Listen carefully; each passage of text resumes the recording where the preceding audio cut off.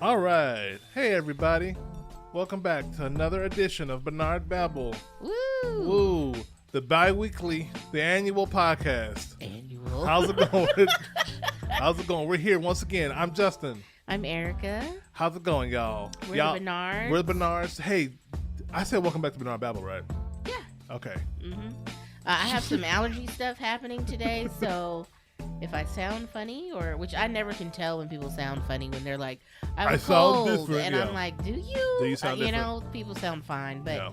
I can hear it, and I might sniffle or something. Don't so sniffle, baby. No. Apologies. I cleaned my car out to go sell it for scraps, and the dust really did a number on me today. Listen, y'all, it's been a whole weekend, a whole week of just, doing real life adult things. Yeah, adulting. Taking care of Hate business, it.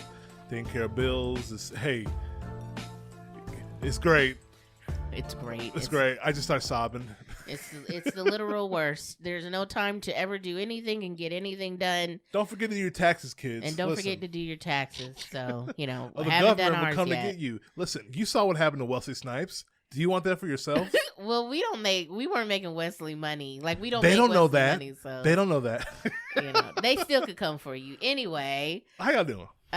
good transition to that. Adulting. Antman is a parent. Well, there we go. Wesley Snipes Uh-huh. used to be Blade. Blade is Marvel. Marvel is Ant-Man. We are Ant-Man. No. I like mine. I like mine more. Yeah, okay, y'all. We saw Ant-Man. We just gonna get right into it. Like, we're not gonna pussyfoot around it. Okay. Do people still say that? No, but you keep going. I mean, You're good. we talking about cats, right? No. Wait, what's that? What is that? Was what? You're scaring me. Pussyfooting. What do you mean? Like the What's phrase. happening? That's a cat, right? Yeah. Well, you just said no.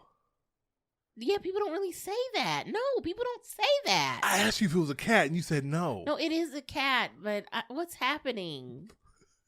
What's happening? Ant-Man and the Wasp, you guys, is a movie directed by Peyton Reed, starring Paul Rudd and other actors. Jonathan Majors as Kang. It's not his debut. If you missed Loki, As Kang. if you didn't watch Loki, then woof, you're out of luck. I mean, kind of, sort of, not really. Not really. Honestly, not really. It's not that Because bad. seeing this guy, I mean, we'll back up a little bit, but seeing Jonathan Majors as Kang in this, I was not like, oof, thank God I saw Loki. No, not at all. Like every once in a while, I was like, oh yeah, I guess it's the same kind of thing, right? It's the same concept, Yeah, right? same concept. Anyway, yeah. Well, let's talk about Evangeline Lilly. Come on, Right. you skipping up some really important Yeah, I actors. said some Evangeline Lilly. actors. Evangeline Lilly with her short. I hate her hair in Yeah, this. it's an awful haircut. I know Comic book accurate, but awful. it's a weird thing because we saw the trailer and I was like, I do not like her hair in this. And I love a pixie cut, but Yeah, for some I don't reason, think it's a pixie cut. it's Yeah, it's not working. you know what? It's for funny me. because it's okay. This will be a spoiler filled review. Yeah, Straight up, y'all. We're just like, we want to talk about the film. We're going to talk about it, okay? I'll say this, okay? Just so y'all know, spoilers. I'll say this. If you want to go see the movie, if you're a Marvel shill like, some people are, not saying we are, because here lately, these past couple of years, we have not loved every single Marvel property. I will lightly recommend this movie. It's a light recommend. So, but if you wanna go see the movie, come back, listen to it. Because we're getting into spoilers. The most important spoiler right now, at the very end of the movie, when they show Evangeline Lilly we go at the table. That's not fun. At the table, I liked her hair better then. The color of her hair, it was She put different. Some pomade in her It hair, was different, yeah. and it was better. And that should have been her hair the whole movie. Yes, I didn't know what you were about to say. Yeah, they styled it better there. It looked. What's his name? There. Michael Douglas is in it, and so is Michelle Pfeiffer. Boom, that's the main cast. And and Cassie, girl. We'll get to that. Okay. What's her name? I forget. No, I don't know. Oh, But she got one. wasn't a fan. What do we know her in? She's got a face. I feel that like I she's been recognize. in like a horror movie or two. She feels like when I look at her, I see like I was a teenager in a horror movie. I think you're right. I mean, I don't know which one. Oh man, yeah, she's in something scary. I think you're right. Should we look her up? But anyway, I mean, just to give some preface. I can't. I can't say it. Just a preface. Preface. Yeah, You're poisoning me. I can see that. We are not big fans of the Ant-Man series as a whole. We've never really liked him that much. Yeah. Absolutely adore Paul Rudd. I've loved him since Clueless. Oh my gosh, I love Josh. He is just wonderful. He's a wonderful person. Seems like a great human being. So charming, adorable. He was the People's Hottest Man of the Year a couple years ago, and I feel like that was right. Good on him, yeah. And I feel like that was deserved. He's adorable. You know, we all love Mr. Rudd. But the movies, they're essentially a smaller scale Marvel story. They're really focused on the family aspect, you know, of Scott and, you know, his daughter Cassie or whatever. And the stakes are just low. And they're very, very, you know, all the Marvel movies are funny for the most part. There's funny parts or whatever. But the Ant-Man movies are really kind of comedies, I guess. There's just a lot of jokes. And it just never really worked for us. I just never felt really, I don't know, like in it. I just never was really in it. Yeah, to be 100% honest, I'm pretty sure I watched all of Ant-Man 1. Pretty sure, right? But it's such a vague memory, and I did not have the best time watching it. Once again, didn't hate it, but I just didn't enjoy it, you know, straight up. T.I. didn't help. Michael Pena definitely didn't help. And people love Michael Pena in these movies. I don't understand. Really do. I truly don't understand. Well, he does have a solid storytelling scene, and I think he wins everybody over with this reoccurring. What are you talking about? It's a reoccurring story bit that they did in the first two Ant-Man movies where he's telling Scott a story, and they pan to the people that he's telling the story about, but they all have his voice. And his kind of mannerisms, you know, the whole and it's cute, like it works. Once again, funny. we're in full spoilers. I'm shocked, and I was happy that Michael Pena was not in this movie. He was not in the movie. T.I. wasn't in the movie. The whole time, like I thought the stinger, like the very after all the credits were over, I thought it was gonna be like T.I. and Michael Pena sitting there going like, "Man, we haven't hung out." Doing? Yeah, we haven't hung out with Scott in a while. Yeah, he's too good for us now. You know, I'm so glad I wasn't undone like that. Right. But the second Ant-Man movie, I truly never watched it. Didn't even try to watch it. I watched most of it. I know it got middling reviews. You weren't like, baby, you got to watch it. Nothing about it made me want to watch it. So I don't really know even what happens in that movie. I'm pretty sure Lawrence Fishburne is a bad guy. Oh, yeah, he is in that. I forgot. And yeah, Lawrence Fishburne and like his daughter, maybe? Yeah. Mm-hmm. And she's the real main bad guy. And she is the main bad guy. Don't remember the name of that character. It's not Ghost or something? It's not that? Could be. Like I said, I don't remember her name. She's coming back for some Marvel show. Thank God. With Bucky and everybody. They're in the... Is it the Thunderbolts? I don't know, but you know, one of the I'm rolling my eyes. Disney Plus shows, I think she'll be back in that villain. Anyway, the beloved Ant-Man 2 villain of Girl. We don't know her name. Anyway, so like what Eric was saying, we aren't like huge fans of Ant-Man. We haven't been huge. We weren't a huge fan of this previous phase, like a lot of people. So there's a weird amount of Marvel fatigue going on. I don't want to say superhero fatigue, maybe so, but like Marvel. I think just Marvel.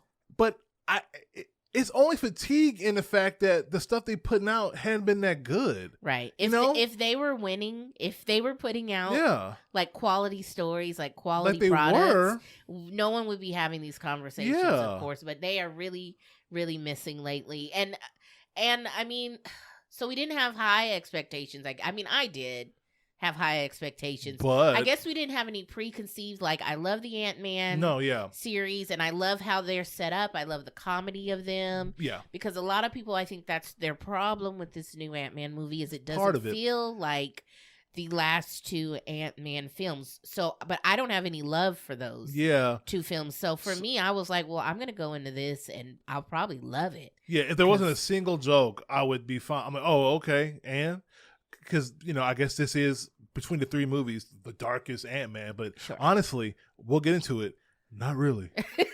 Not really. No, not really. But yeah, the critics really hate this movie, but fans love it. Like, I mean, regular old folks, it's like an 80-something on Rotten Tomatoes. Critics, it's like 50-something. 48. Oh, okay, it went down? Last time I looked, y'all, which was yesterday, which was on Saturday. The last time I checked to see, you know, what the critics were saying, it was 48% rotten.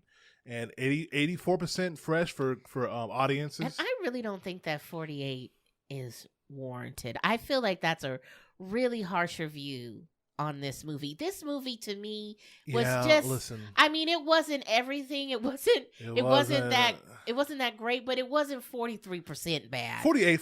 I mean 48 or whatever. I was like, you know what? Everybody's doing their job. And there's a lot of CGI here. Listen, people worked, okay? People are working and they're doing pretty good, you know. I guess it probably comes down to the story.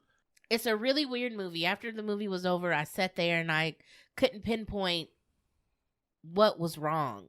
I liked it because and it's probably me just being biased because once again, I love Josh. I love Paul Rudd. I think he's adorable. And Josh is the name of the character from Clueless because you're gonna keep saying that, and somebody out there is gonna be confused. Let him be. Then Google it. Let them be confused. Look it up. Look it up. Watch Clueless. Watch movies. Anyway, why are you listening to us if you don't know what Clueless is? Anyway, thank you for your views and your listens. I appreciate you. Thank you for listening, even if you don't know the movie Clueless. So you know, I'm sitting there and I'm like, I cannot put into words what it is that this movie is missing. With Doctor Strange and the multiverse, I knew what was going on there and why I felt hollow and empty. Which was what again? And I didn't feel. Remind me of why you didn't like it. Because you hate Sam Raimi? Is that why? What? No, what? They didn't further the overall story. They, America. I mean, this isn't a review on that. America. Just give me quick beats. Was just like a MacGuffin. She wasn't a real character. Okay. I mean, it's been a minute since I've seen the film, but I just really didn't feel anything. Fair enough. And here there were some beats that I was like, oh, that was cool, and oh, I liked that. You know, something and I happened. guess this is visually stimulating. No, not even. Okay, y'all. So we watched the movie, right? Sitting in the theater, credits were rolling.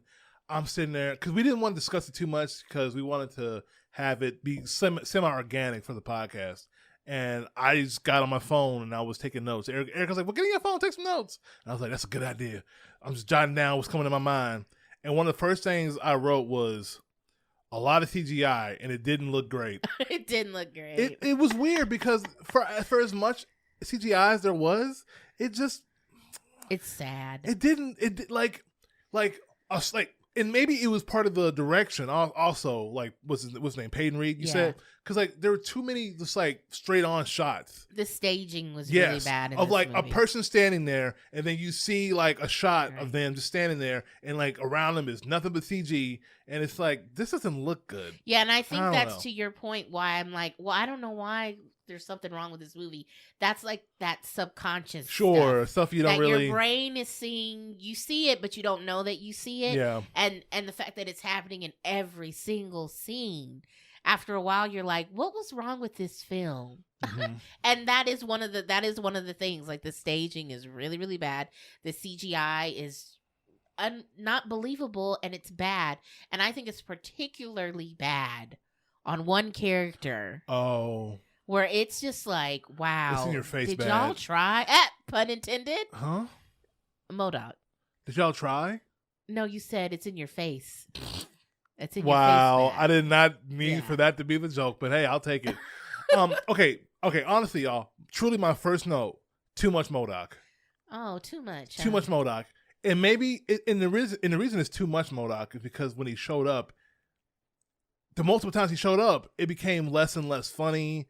And it became just like, this is weird. I would like, okay, I know y'all like making fun of this guy. Can he be badass? Because his intro was cool. When he came in, he was whooping ass. He was destroying rebels, and it was like, okay, cool. But then once you found out he was Darren from the first Ant-Man movie, he was the bee or the whatever the name of that Hornet villain was. Corey, I think the actor's name is Corey Stoles. Yeah. He's MODOK. After he was defeated by Ant-Man in the first movie, he became MODOK. He shrunk down to the quantum realm, yada, yada, yada. And now he is a mechanism designed only for killing. And wow, there's a lot of them in there, and it's not great to me. I like when he first showed up, there were some good jokes in there. Like, And my very next note, I'm gonna wrap it back together. My very next note is that it wasn't funny. Too many jokes, and it was not funny.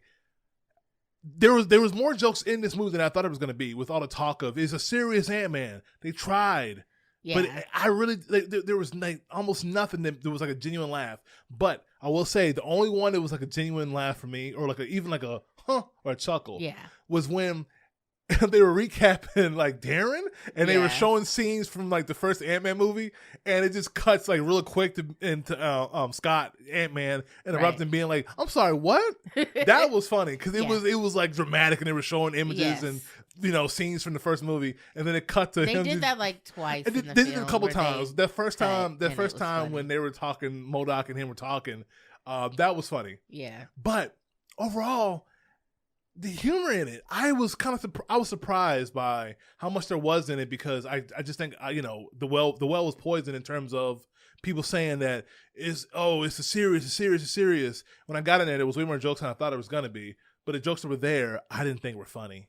Yeah. And Marvel humor is such a trope now, it's such a thing, but it wasn't even that. It wasn't like I was like, oh, this is corny, or this kind of humor is overplayed or whatever. It wasn't that. It was just what was there. Just genuinely was not funny, barely worth a chuckle, or like yeah. It didn't offend me though. It wasn't like Thor. It didn't offend me. And Thunder. Great point. Thor: Love and Thunder is just like ow, like it hurts. They tried too hard. Like it hurts to watch that movie because you loved Ragnarok. That's a great point. And so that's why I was like, dang, 43, y'all, like, or 48 or whatever. Like I think it's under Love and Thunder, and I just don't think it's that bad of a film. Like, it's not that bad where they truly missed the mark. Like, Taika missed it. He messed up. I think he did not balance that tone well in that film at all. It's weird. Like, I wonder if, like, he had such goodwill from Ragnarok that when it came to Love and Thunder, maybe, I don't want to say he got a pass, but it's like you didn't want to admit to yourself that, wow, he went from Ragnarok, which a lot of people are saying is like top whatever, it's up there, to Love and Thunder, and it's like you don't want to admit how bad it is. Maybe they just didn't give him any notes. Disney just said, they said, "Hey, you know what you're doing now. Go for it. Go for it, bro. Do what you want." But you're right. You're right in terms of the humor in Love and Thunder was way more like cringy and like eye rolly and upsetting. But so I will say that, yeah. The humor was nowhere near that bad. No. I will say that's true. That's true. Paul Rudd is still very charming. I'm not going to get over it because it's just like, it's great. Come on, you guys, love seeing him. You love to see him. Yeah. So the scene with all the Paul Rudds. Are you kidding me? Just can you dump me down in this room? Can you put me down in the core of Kang's whatever the heck he was in, the ball? Yeah, I want to hang out with the Baskin Robbins Scott. So I'm doing some negative. Most of my notes are negative, to tell you the truth. You want to talk about some positives before I keep going with negatives? Well, once again, I'd love to be in the giant pit with all the Ant-Man. That was fun. So that scene was what Eric was talking about. Kang recruits him, and he makes him go down to retrieve. What is it called? Is there a name for it? The power core for Kang's suit / ship. His ship. It's Kang needs Ant-Man to shrink. Multiversal ship. Thank you. Multiversal ship. Kang needs Ant-Man to shrink down and retrieve. It's weird. The essence of this thing. I don't know. Yeah, it's weird. It's kind of nebulous. It's very comic booky. I don't know. And he's threatening Scott's daughter, if you don't do this I'll kill her, yada yada yada, I'm a bad guy. But the way Jonathan Majors does it is real smooth. We'll talk about more about him for real, don't worry. But I'm just trying to think of scenes that I liked. The scene of him going down there and he kept like splitting off into like different like what was the it was like different outcomes it was like, I forget what they called it was something storm, like an outcome storm. It was like a different, every version of him was like, it looked like him for the most part, but then it was like, hey, if you went left you went up here, you went right, it was thousands of them.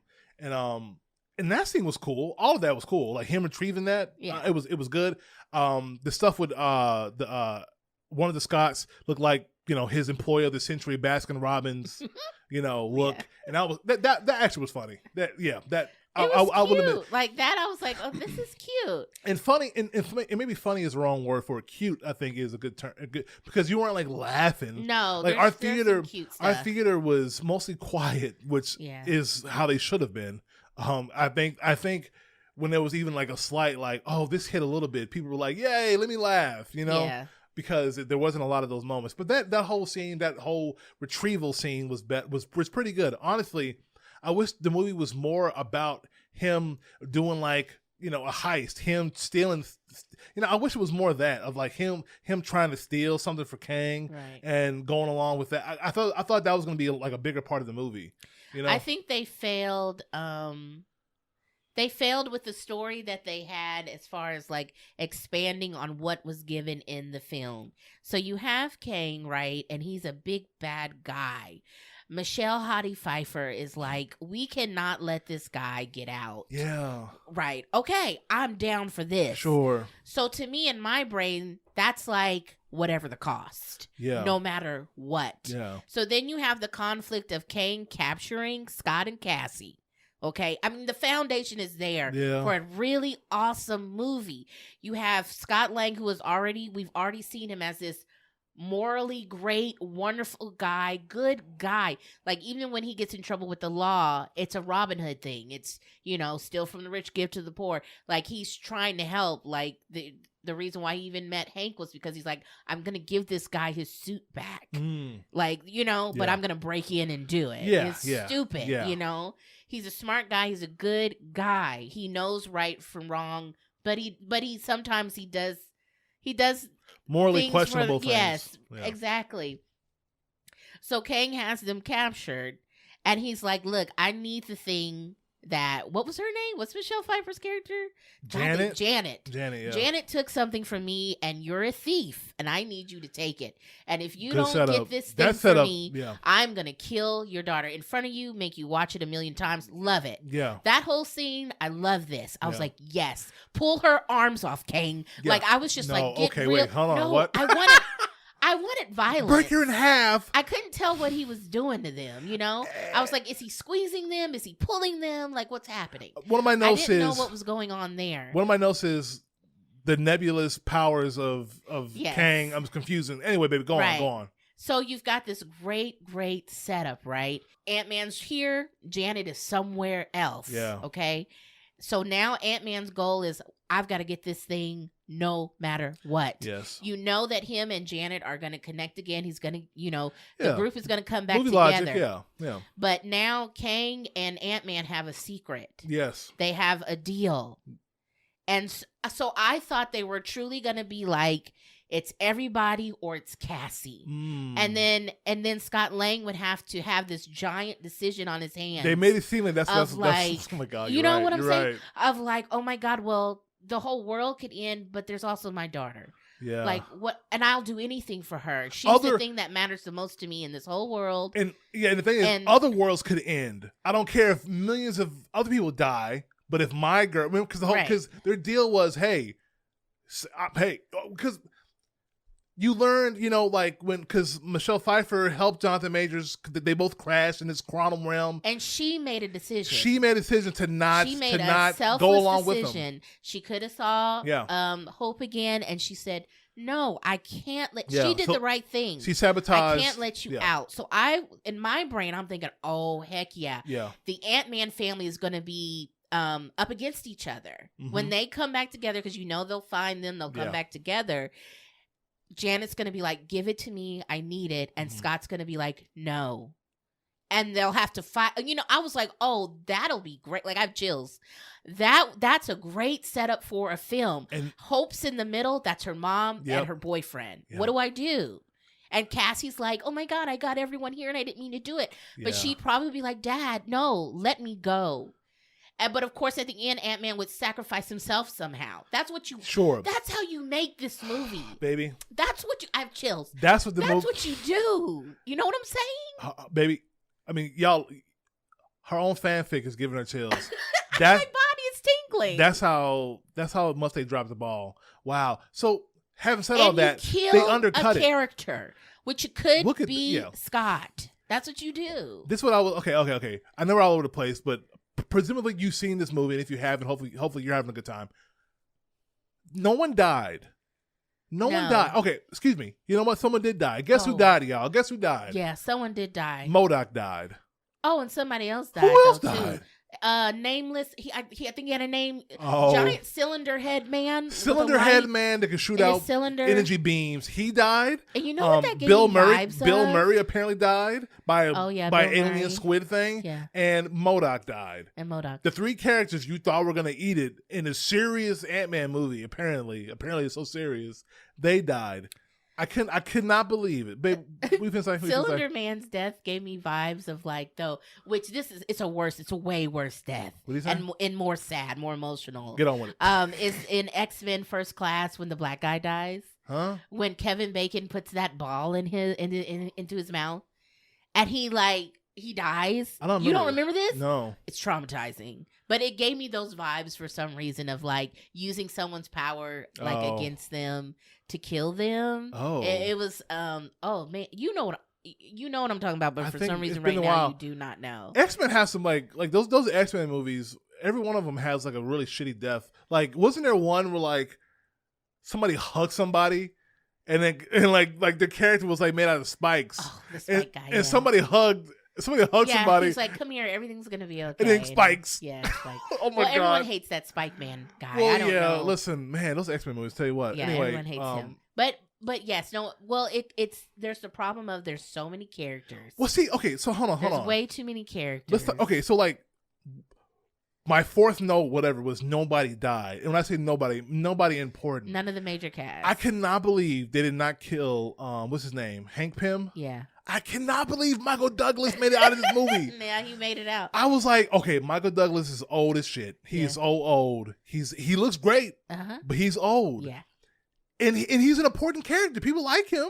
Right. They like his character. Original Ant-Man. He would be like, we ain't playing. You know, and multiple times he could have got it in this movie. MODOK almost killed him. Everyone could have got it. Like, honestly, Michelle Pfeiffer, Hank, both of them could have got it, should have got it. At any moment, I thought Michelle was going to die. Eventually, Lily could have got it. What's her name in it?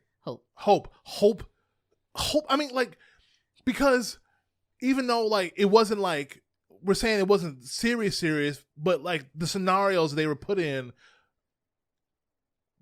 someone could have got it, and it would have made sense. They were dangerous. They were dangerous. Moments. Thank you. They were dangerous, and it would have made sense if someone got it. At least really hurt. Really hurt. Like, man, really hurt. The fact that, like, them going to the quantum realm, them falling into it, that no one even had a limp. No, they it were was fine. Like, I'm fine. We should be dead. I'm like, y'all should at least be hurt. They were fine, but Marvel has this problem of, like, they have to let go. Like, I don't know how much Kevin Feige is still over all this stuff, tell you the truth, because it's just kind of sad the state that they're in these days.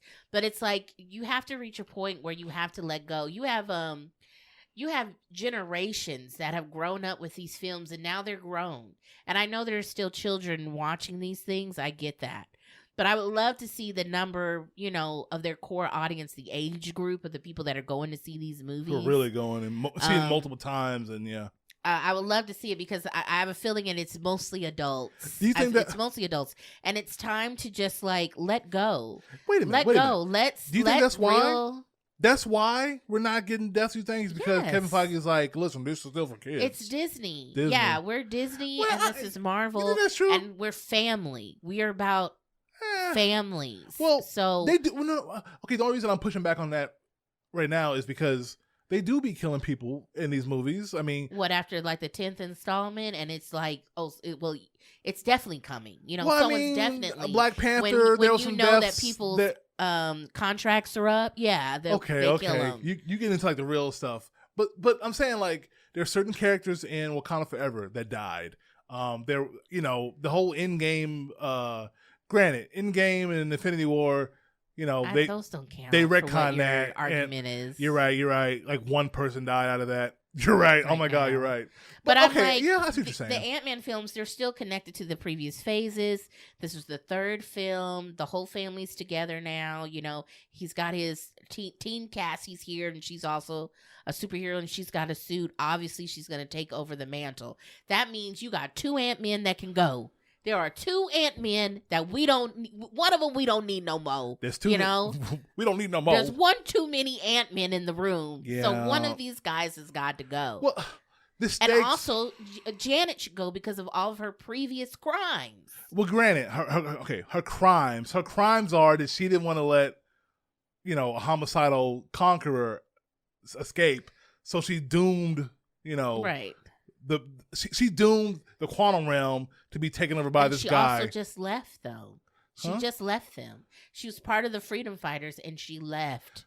When Hank came for her, she said, "I'm out of here," and didn't look back. How did that work she again? She didn't. Because I didn't see it. How did that work? She didn't tell her family about any of it. Wait. Because I didn't see it. Like, it showed her, like, however she got out. I'm assuming in the second movie.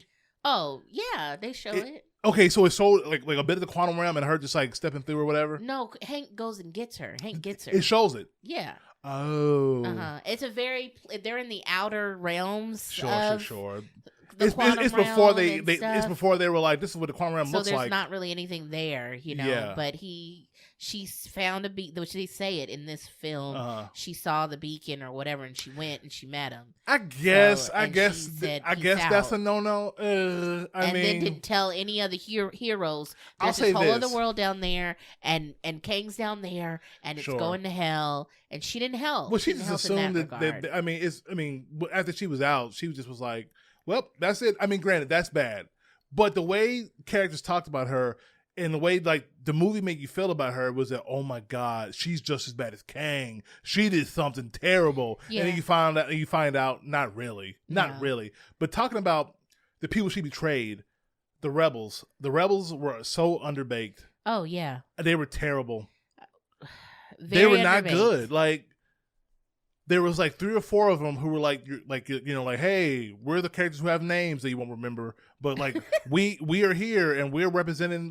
Like no, it like too I many get characters. it. I get too it. Many characters. Because Cassie's whole thing was like, you got to fight for the underdog. You got to fight for the people who need help. These people who are being displaced. Like this is before they got to the quantum realm. She's like, because she was in jail, and you're thinking, oh, maybe she's in jail because she's just going down a bad path. No, she was in jail because she was protesting people being displaced after the blip, Right. Like, oh. Yeah, I did think she was going to be more of like, I'm thief. I'm angst. Yeah. My dad wasn't here for me for 5 years, so maybe I've gone down a bad path. I do think, maybe that's I like too to obvious. do hood rat stuff with my friends. Exactly. I thought Why? that's kind of what it was. It's fun. But you found out that she was arrested for a good reason, like the best reason you could be arrested for was she's like her protesting. dad, yeah. And I was like, okay, that's fine. And you're thinking in the beginning of the movie they're seeding it. She's talking to Scott, her dad, like saying sure you're an Avenger, but what have you done lately? You're writing books. You're not doing anything. You're not helping anybody. You need to help people. Right. And so you're like, okay, they're landing on heavy. They're going to get to the quantum realm. The conflict is going to be there. There's going to be a moment where he has to go back and help. But even that theme of him not being a true hero still, even that was like, whatever, because they didn't do it right. It almost felt like his motive more so when he finally did stick up for somebody, for everybody, and turned really big. Sorry, when he stuck up for a character that wasn't like his immediate family, but yes, right, for the cause. Yeah, essentially, it was more so like, we had a deal, Kang. It wasn't like, you're a bad person. Yeah. Look what you're doing to all these people. Yeah. So I have to stop you. I have to do something. No. They could have really like had a moment for him of like, I'm scared and all I care about is Cassie. Yeah. And he needed a moment of being like, no, I do care about Cassie, but I am a hero. I should help other people. Everybody, as many people as I can. They dropped it. Okay, so you were talking about it earlier when you were doing your fanfic, and you were saying you thought it was gonna be this or it was gonna be that, and what it turns like after Scott and Hope successfully get his core power to his multiversal ship, they get it, and it's almost immediately just like, oh, don't worry about it, we're gonna figure it out. Yeah, like Hope shows up. Hank shows up, everyone's there, and she's like, "What are you doing? Like, like give it to me." Like, "Oh, we can't let him have that. He can't get out." It's like, okay, well, he has what's her name? What's his daughter's name? Cassie. Okay, I cannot remember. She was so irrelevant. Anyway, I know. Didn't watch I didn't watch the other ones. movies, Anyway, she's in every movie. Anyway, he has Cassie, and it was just like waved away. We'll figure it out. We'll get it back. Don't worry about it. We're gonna undercut what you thought was gonna be a major plot point of the movie. Right. And Kang shows up. He's like, hey, I'm all powerful. I'm here right now. Give me the swords. Okay, where's my daughter? See, you know what he said? Yeah. She's better off without you. No, she'll be fine. She'll learn to live without you. Is that what he said? He said she'll learn to live without you. You sure? I thought about it again today. I did. It wasn't she's better off without you? No, it wasn't she's better off. It's either she'll learn to live without you or she'll be fine without you. Either way, it was semantics. Something like that. Y'all, either way.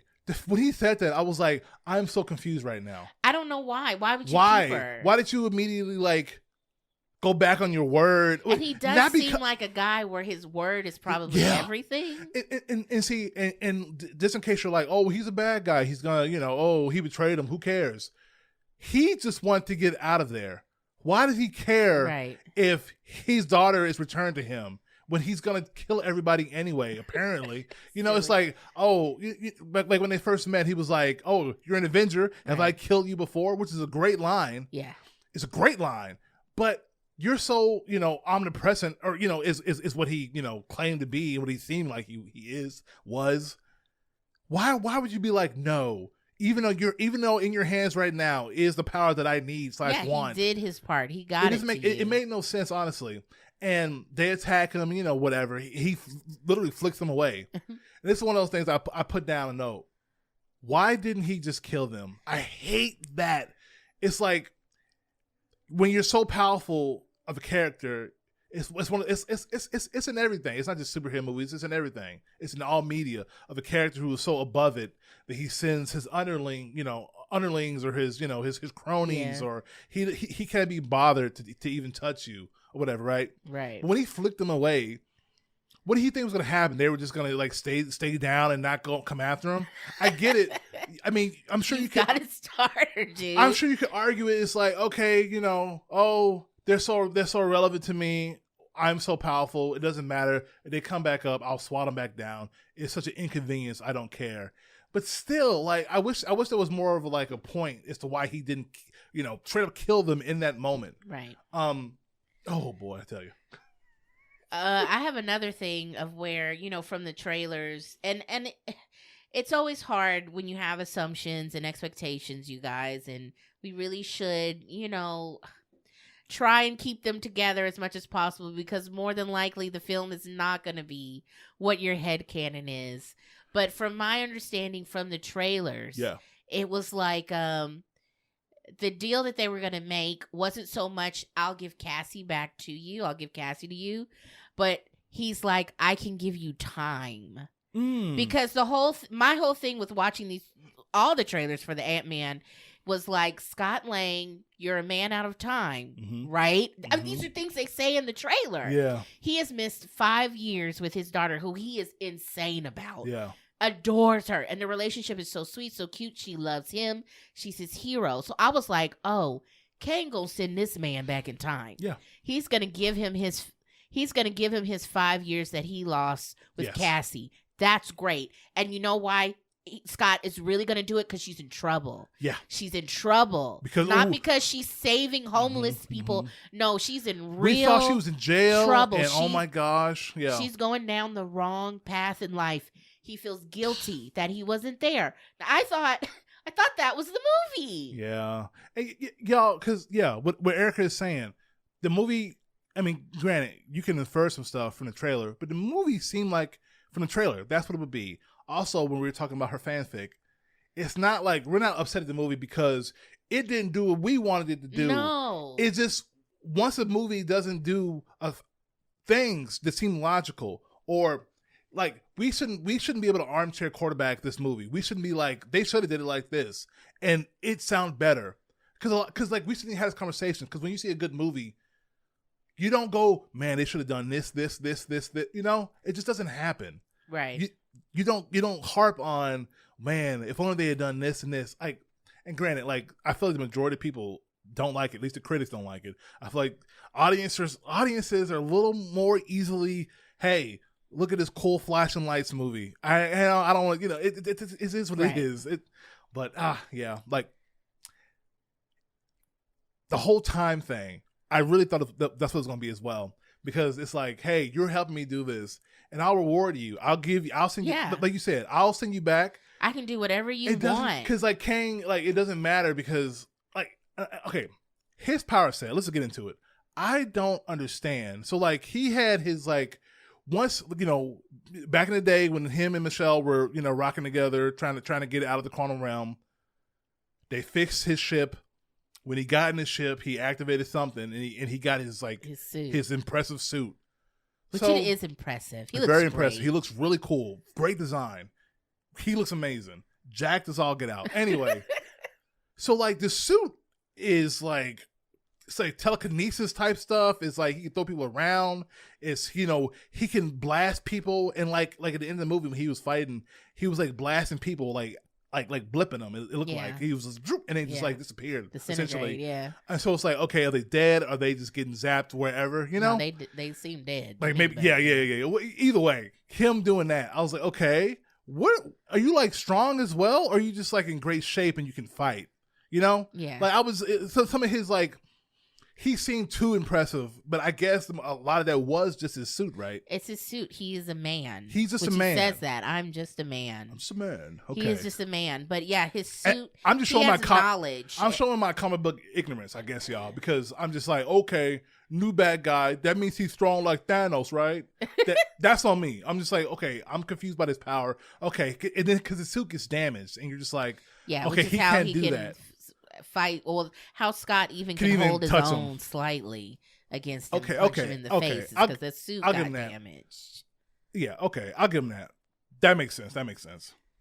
Well, talking about Jonathan Majors, he is the best part of the film. Everyone's saying it, and I do believe that it's true. I mean, his performance as Kang is great. It's quiet and menacing and sad, and like. You sympathize with him. Yeah, almost, well, I mean, you do, but I need more background. I need more story. I need to know more about him because he references what they took something from him. And I know a little bit about Kang in the comic books. Yeah. So, and I'm like, man, just tell us. Or show us. I don't know. Be careful. Show us the thing that don't you spoil me. I won't spoil you, but I mean, it is comic book stuff. Show us what they took from you, Kang. You were once maybe a good man. What happened?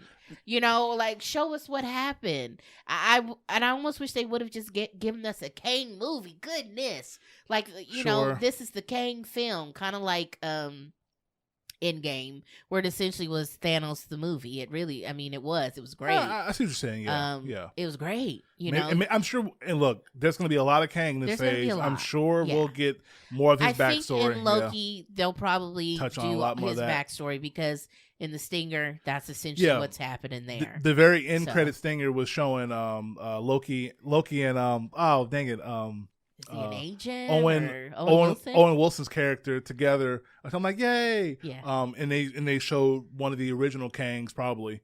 Probably the original. Probably the original. Yeah. Anyway, oh yeah, man. Okay. There's a lot. I mean, it's definitely not the worst Marvel film. I just don't think it is at all. But there are obvious and not obvious things that makes you go, it is one of those reason, like, kind of movies. Like, I wonder why they chose for some reason to do it like this. For some reason with this one, I'm way more passionate about how much I'm kind of upset by it being bad than I was even like Thor. For some reason, Thor: Love and Thunder, I was like, yeah, it's bad, and I don't. It was like I don't care. Maybe it's because this is the start of a new phase, so I'm like, okay, I have all the hopes that this is a new phase, and they're gonna nail it. Right. Even though I don't care about Ant-Man, I'm still excited for this movie because it's something new. The stakes seem high. The stakes are higher. We all know that the last phase wasn't that great. Like Disney knows, Kevin Feige knows, everybody knows.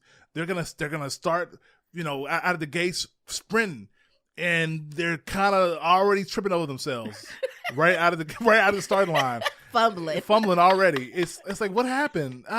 So, okay, y'all. I wrote some notes. We're going to go over them real quick and we're going to wrap this up, okay? Thank y'all for being here with us.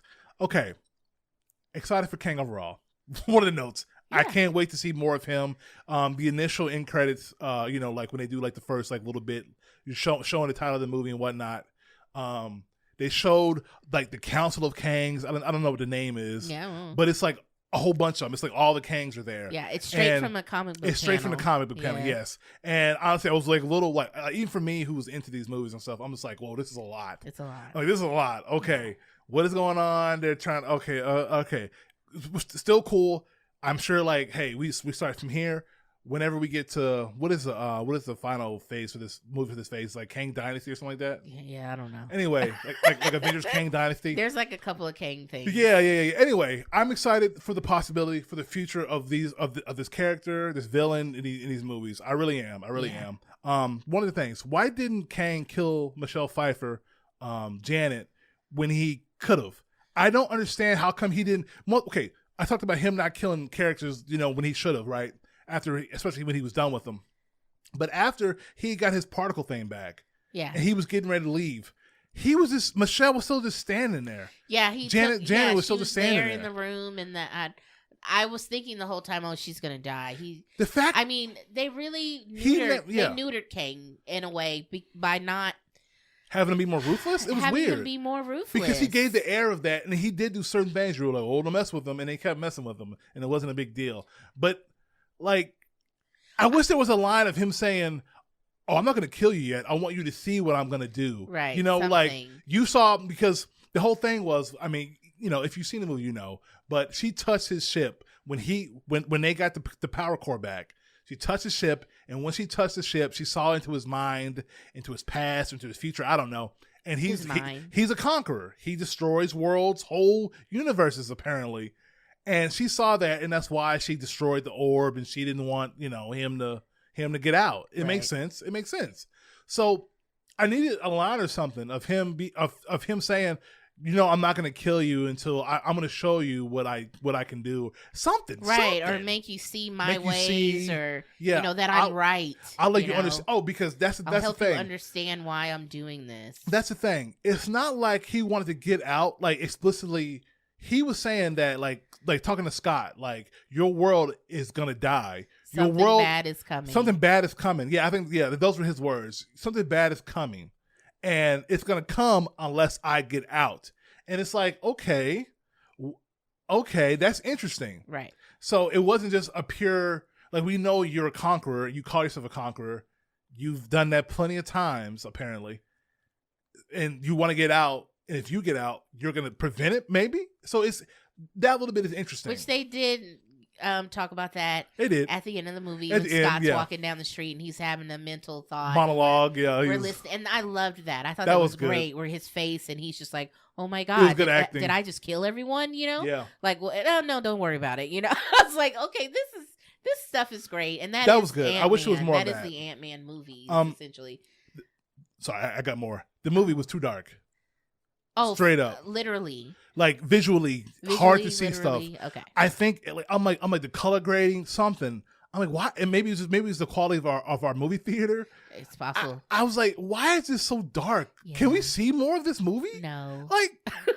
No. Y'all are making these fantastical worlds. Can we see it more? But here's Kang's face, stretched out, giant. Like, it looks so Kang? bad. Oh, you mean MODOK? MODOK, I'm sorry. How dare you? It looks so bad. They showed MODOK's face was large and in charge. I'm like, put that mask back on. The movie was 2 hours and 5 minutes. It felt longer than that. I was kind of dying. Maybe it's just me having a long day, but I was in that theater and I was struggling. Oh wow, I was struggling. I didn't really feel the runtime too much. I felt it. And once again, that could just be purely on me. Something else.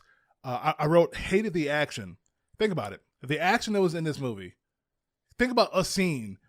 Like, because usually in Marvel movies, even the bad ones, like a Thor Dark World or whatever, there's just like at least one scene that's like, shut off your brain, whatever action, even if you aren't connecting with the hero and the villain to make it worthwhile or to make it like, more than just the punching and the choreography, usually you can just look at it and be like, cool, okay, that looks cool at least. That's a cool action scene. Man, you're right. There wasn't a single action scene in this movie that I enjoyed.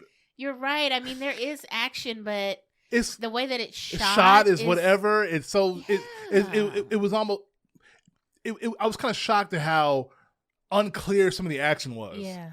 But I like when MODOK was coming in, it was like a first person shot of him coming in, right? Like it was his perspective. You saw his like blades coming out, and I was like, oh, we were finna get a cool scene of him fighting some rebels and them fighting him. Nothing.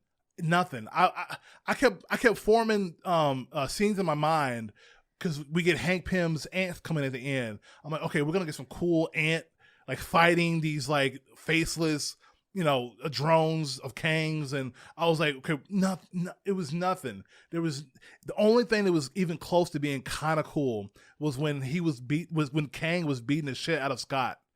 Like just like how intense that was, and it was good intense was because Jonathan Majors was just like him grunting and whatever. I was like when he was whooping on Scott, I was like, this is good. Right. When he was stomping on his helmet, I was like, want anything bad to happen to him. I was like, this is good. Him beating him down, this is good. Yeah, that was good.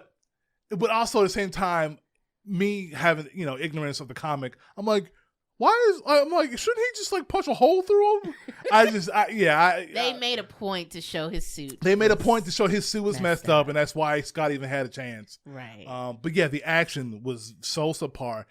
I did not like his daughter. I did not like Cassie in general. And I didn't like the actress who played her. I like the girl in what you call Endgame? it? Not what's the one after Endgame? With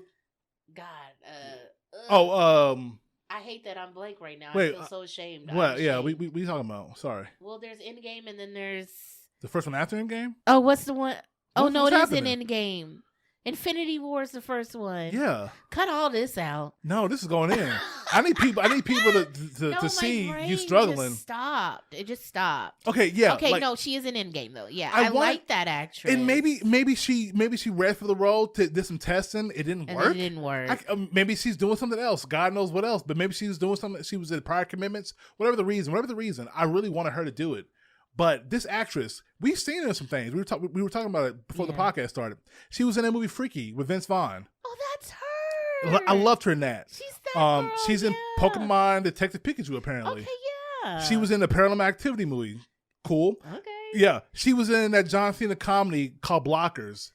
He was John Cena's daughter. Yeah. So look, she's had a career, and I've liked her in everything else I've seen her in. So when I say I didn't like her in this, that's more so I didn't like the character, Yeah. Because I really don't know if it's her face. I don't know what it was. For some reason in this movie, I did not click with her, and I'm assuming that's more of the character writing is what that really is. Yeah. Because cool being an activist, stand up for the rights of people, but and you know what? She wasn't even really that preachy about it, but it didn't click because the through line of the beginning of the movie to the rebels, it just didn't. It was so obvious, but even then, it just didn't connect enough. Even if she was like stealing food to give to the homeless, something, I felt like that would have been better than shrinking a cop car. Which like is what she did. A little bit more compelling.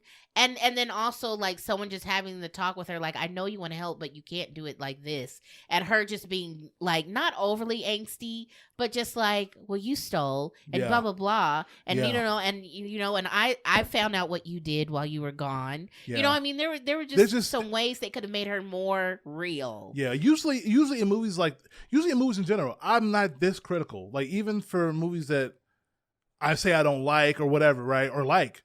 My praise and my critiques are pretty, whatever. Like, we're doing this podcast where we have a Twitch channel, but I'm not usually over here going like, I know better than the people who make these movies. But it's one of those few moments where you just go like, how did this happen? How did you, But what happened here? No idea. My final two notes. Some of the dialogue was I think. Cringy is such an overused word. Some of the dialogue I just rolled my eyes at. It just either it didn't feel natural or it just was. I know like this movie was, despite what you've heard, it was trying to be funny. So some of the dialogue was just either trying to be funny or just even when it was serious, Yeah. I was like you were saying at the end when he was big, he was like, Kang, we had a deal, this and that. It just didn't, maybe because he was big, I don't know. It nothing sounded like from Scott and like all the characters like this. Oh, I like ants. It was part of being them trying to be funny, but even beyond the the comedy, just the talking into the dialogue, some of it just didn't work for me. Yeah. It just didn't work. Yeah. And if other elements in the movie worked, I wouldn't even have noticed it. Yeah. Not really. And the very last one I have is at the very end of the movie where Kang and Scott are fighting. Right. Kang is whooping him. He's beating him down. He's done. And Kang says to Ant-Man, "I just want you to know you could have left. You could have left." Oh, yeah. Think about that. You could have been with your daughter. You could have left. And I'm thinking, when could he have gone? Yeah. There was never an opportunity not for a him time to go. when he could have just. You didn't let him leave. You What are didn't let him talking about? leave. You took his daughter. What? You didn't give her back. If you had given her If back, you had given her back. and then he still kept coming for you. Yeah. Yes, that makes me think that they did do something like that. It was rewritten. They worked it out of the script, and they said, cut you some know stuff. what, we'll cut this, and that almost makes me think that there was something like that. Because like I know we've been all over the place, but like he went back on the deal. After Scott did his part, stole the thing. Kang said, "It doesn't matter, whatever." Right? Yeah. If Kang had held up his end of the bargain, got his, and then Scott got his daughter, and then Scott said, "Hey, sorry, I can't let you do this." And then he's like attacks him or does whatever. That would have made way more sense for him to harp on him at the end multiple times saying, "You could have left." Yeah, I want you to know that. Yeah. Like, what? Yeah. And then and they beat him. They beat him through a convoluted way of things. It happens. Eventually Lily comes out. Boom, boom. Which is, I was rolling my eyes at that. I'm like, this is supposed to be the main man, and he's getting taken back. Blast. He's getting taken back by some blasts from the Wasp. Which, God, she wasn't even doing nothing in this film. She was so... It really kind of irks me. Her name's on the title. Because I'm like, why? For why? Oh, my God, babe, what a great point. What you doing? You just asking questions, girl. Like, I don't... She's there asking what she does save Scott a couple of times. No, she does. I mean, I guess that's why she's in the film, to be that, oh, what's going to happen? He's going to die. No, the Wasp is going to save him. And I mean, I think their relationship's cute and everything. You know what? But she didn't do nothing. Thinking back to even like, was it the second movie, or maybe it was still was the Wasp in the first movie or the second movie? No, she's in the first one. Okay, well the scene. She's not the Wasp. Okay, okay. The second one, though. I think it's the scene in the kitchen where like she's fighting a bunch of guys, they're throwing knives and stuff at her. That scene looked cool. Yeah, it did. Think about, oh my God, there was no scene like that. There wasn't. Like really, no. No, just so. like it would show them go small and go big, but there was no like cool zoom in momentum, like, whoa, look at what they're doing when they're small versus when they're big. Like, there was no, like, and maybe they did that because they've established what he does when he's small, so they don't need to show all that. Yeah. But guess what? It looks cool when you show that. It does. So them not showing certain actions like that was just a big, like, kick to the face. It's like, hey, you're right. Her name, Wasp, she's in the title of the movie, and she ain't doing nothing. No. I mean, she's doing something. Yeah. But not... Wow. That broke my brain a little bit.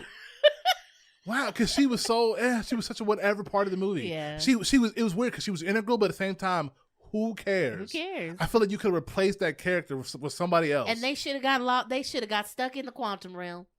They should have got stuck in the quantum realm. Y'all, because... That's the least they could have done for us. That's the least they could have done. So they all get out. Stakes. They all get out. Hank, Janet, Cassie, they get out, right? Evangeline comes back, Hope, whatever, comes back and helps beat Kang. He gets blasted. He like combines or whatever. He like gets warped. Gets sucked into that. He gets sucked into the core. He ain't dead, or maybe that version of Kang is dead. I doubt it though. I doubt it. That's like they ended him in a way that could easily bring him back. Whatever, right? Comic book movies. Who cares? But I'm like, okay, well, hey, the portal's gone. whoa, Hope and Scott are just sitting there together. I thought they were going to be very sad. They were sitting and there like, holding. They were having like, a moment of like, well, we did it, but we've lost everything. Well, because they were looking out over because the rebels had came, the answer came, the help. It was, like they were like cheering. It was like, cool, yay, we did it, we beat it. And I'm like thinking of stuff like, okay, well, they're going to be in the quantum realm so they can figure out how to get them out. They could maybe be reinforcements, and a later, 3 or 4 movies down the line, they're going to come back. So. Yeah, I think everybody's like, wow, well, they're in there. And then it cuts to Cassie, beep, boop, boop, boop, hitting like 4 or 5 buttons. And then the portal opens right behind them. Yeah. And then they're like, I forget what the final line with them standing there. They're like, let's go home, or I forget what it was. Yeah. They said something, right? I was like, oh, okay, they just totally undercut that. Because I thought like the consequence of her coming back to save him and to beat Kang was that, well, they're stuck in the quantum realm, like for real. There were no real consequences. Yeah. Everybody was fine. Everything was fine. I mean, sure, in the future, I'm sure there's ramifications for this, for letting that version of Kang die, and we'll see. But for right now, it wasn't satisfying in that way. And I'm shocked. I'm sweating. I'm scared right now, y'all. Like in real time. I'm looking at my cat. I'm worried about my cat. Like y'all, this movie, talking about it, because when we got out of the theater, it was kind of just lukewarm on it. I was like, oh yeah, you know what? They tried something. Yeah, it's okay. But talking about it just like now, wow, that movie was bad, and I think it does deserve that 48%. Wow. The more I talk about it and think about it, it does deserve that 48%, because what did it offer besides a cool villain? I think the allure of Paul Rudd and the coolness of Kang bumped it up a little bit for me. It's still like, I liked it better than Love and Thunder. I liked it better than Eternals. I like it better than The Dark World. The only reason I like it more than Love and Thunder is because of Kang. Kang helps with that a lot. He helps a lot. Like, and even though like we're criticizing, like, how come he didn't kill this person when he had a chance? How come he didn't do this or what? Like overall, the performance of Jonathan Majors and the potential of future movies and what this character is going to be has propelled it for me enough. Enough. But like in the beginning of this podcast, I said, hey, if you don't want to get spoiled, get out of here. Light recommend. I truly am so sorry. If you're coming back after watching that movie and listening to this, I'm sorry. It was not good. I do not recommend it. We don't do points or stars or numbers or whatever here. I'm just saying, I do not recommend it. I would say just wait till it's on Disney Plus and give it a watch. Wait till it's on Disney Plus. Or watch it a matinee or something, half price or something like that. No, not even that. Just watch it on Disney Plus or watch it on a service. Watch it on some kind of streaming service, some kind of platform. Don't pay money for it if you don't have to. Marvel needs to learn. I don't know how this movie's done, actually. Ooh, we should look that up to see. Well, that is interesting. People are saying it's not going to perform very well. I mean, the numbers are out right now, I'm sure. We don't know the numbers yet, though. So, I mean, granted, if the movie could have made $500 million in opening weekend, it would not change what I'm feeling right now. Right. The amount of money the movie's making is whatever. Yeah. The point is, didn't like it. I'm really shocked about that. It's pretty crazy. I watched John Campea a lot, and he said that Marvel has lost its magic. And that, I mean, it really was like, dang, like gut punch, like he's right, I mean, it's just sad. It's sad. We still do have Guardians 3 coming out with James Gunn. So the odds of that being good are very high. So I'm just hoping that that's the one that kind of really, I guess, kickstarts this phase. Is that the next one? When does it come out? I think it's the next one. March, months. May? Yeah. Okay. And then I think it's the Marvels or whatever. That got pushed back. But I'm saying that's still the next movie, right? Mm-hmm. Okay. Yeah. Y'all, listen, I'm just hoping Blade is good. As long as Blade is good, which apparently Blade is in such turmoil. I think you should let go of that. No. Honestly, I don't. First of all, it's not going to be rated R, and that's the first sin. That's pretty bad. That's the first sin. Deadpool still is rated R and whatever, so I don't understand why they can't let Blade also be. I don't get it. I don't understand what they're doing. They're thinking about children. They're thinking about the kids, which is why we had faceless villains in this movie. You know, oh, we can kill them. They ain't got a face. You Yeah, know y'all. what I'm saying? It was like worse versions of stormtroopers in this movie. Yeah. And that's why they do stuff like that. But they need to let go, and they need to just have confidence that they're going to do well and succeed, even if they do kill off a character here and there. Yeah, it's going to be okay. They kill a character every now and then, don't they? I feel like we're saying that, but they have No. to. Like in Spider-Man, like the last one, like whatever the newest one was called, they killed a character who no one thought was going to die. They do kill certain characters, so I don't even know if that's like that movie was good. I know what. That's why. Are you talking about what? Yes. Yeah, okay. Yes. That's why. That's why it was good? No, I'm saying part of one of the reasons why the movie was good. Because there were real Stakes. consequences. Okay, characters lost. They lost. I know that movie was good. Woman, what I'm saying is they do it occasionally. So I'm saying they could have done it here. That's all I'm saying. Okay, well, it is rare. Few and in between. It is rare. Okay, it's very rare. I guess so. If you're not a villain or a minor character, I guess you probably won't die. Yeah. Right. And she was a minor character, that person that you're talking about. You think so? Oh. Yes. Yeah. She wasn't even really in that movie before when they in Paris. Okay. I disagree. Anyway, we're spoiling it. We're spoiling it. Spoiled. You're spoiled.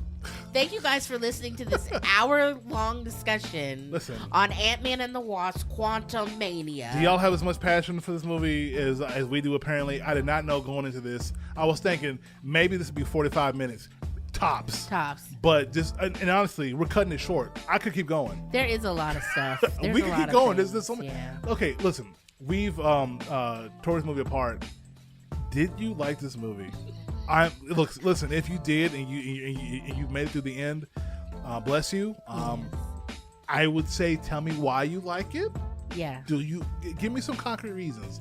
I'm not that stubborn. I'll listen to some arguments. And granted, I'm sure I said some things here that could be, proven. Oh, well, this is why this happened, or maybe I misquoted the character or something. Listen, y'all. Look. I'm an amateur at best at doing this, so maybe I got something wrong. Let us know if you did like the movie, or if you didn't like it. Even better. Yeah. If you did like it, tell me why you didn't like it. Yeah. If you agree with us, let us know why. What unique thing about it that we didn't touch on?